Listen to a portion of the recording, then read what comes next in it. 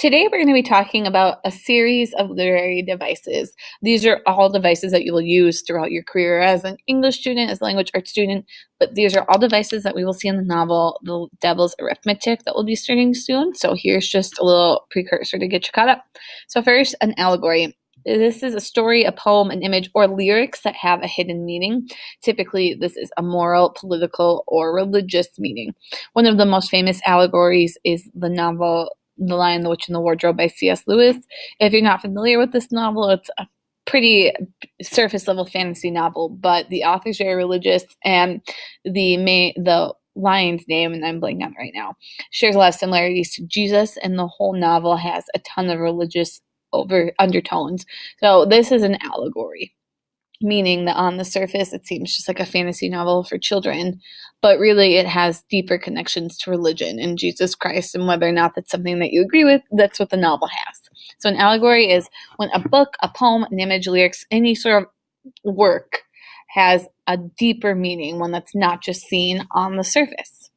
Next would be a euphemism. A euphemism is a way of a mild or calm expression that is substituted when something is too unpleasant or embarrassing to say.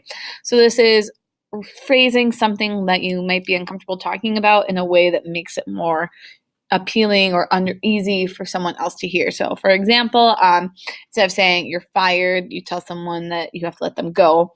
Instead of saying someone is dead, you would say they have gone to a better place, or they have gone to sleep forever.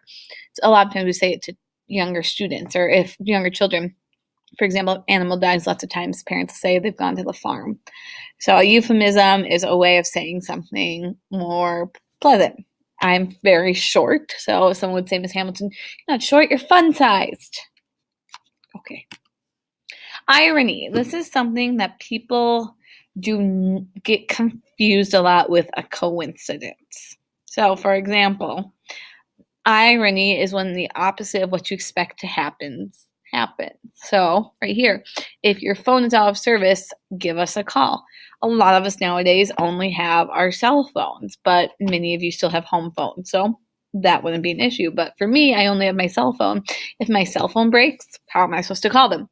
Or this is ironic because if it's always open, why is it closed? The opposite of what you expect to happen. If the store claims to be always open, you go and it's closed, that's ironic.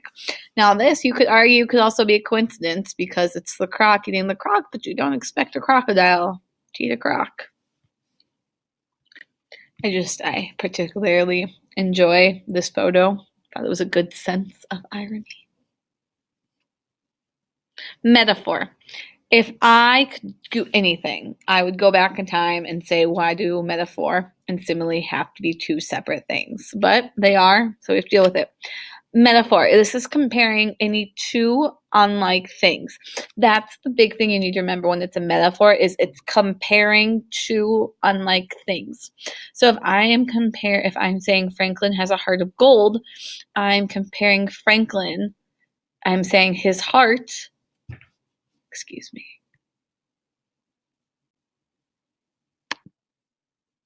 I say Franklin has a heart of gold, and I'm looking at Franklin, I'm saying his heart is like gold. It's so pure. It's so good. We need him in this world. This could be really confusing to someone who doesn't speak English as a first language, because they might say, why is his heart gold? How is he still alive?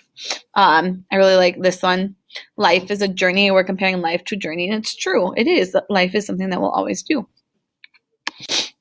A simile is comparing two unlike things. However, the key difference is you are using like or as to compare those two things. Metaphor is comparing two unlike things. A simile is comparing two unlike things using like or as. The way I remember this is like starts with L, and there's an L in simile. So if I was to say Franklin's heart is like gold, that becomes a simile, because now I'm still comparing Franklin and his heart, but I've added that like in. So here, I am as cute as a button, or I am sharp as a needle. Using that like or as, that becomes a simile. So simile and metaphor are very similar. They're both comparing two unlike things. Just the key difference is that like or that as, and that's, I remember it because simile has an L. So here's some more examples. here's on one side is a simile, and on the other side is a metaphor. This is really helpful. I would pause the video and take a look at some of those.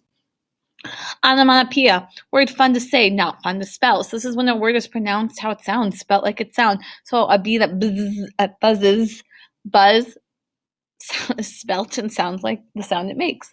If you pop a bubble, it sounds like pop. If you are Captain America and you're throwing your shield and it hits someone, the sound it makes is bang, is whack. So onomatopoeia is a word that is pronounced and spelled like how it sounds.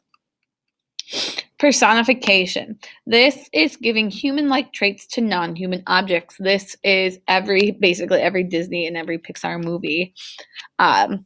Or when you describe something as having characteristics. So for example, down here where it says the flame of the candle dance in the dark.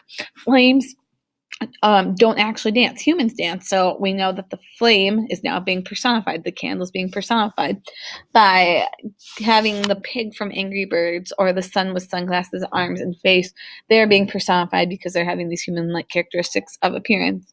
The car and the truck from Pixar's Cars, those are personification.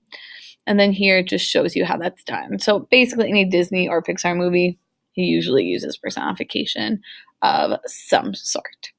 So here are a couple of links if you'd like to either, I'll include them in the description below just to kind of help distinguish the difference between metaphor and simile, because those are some things that can be confusing. So thanks.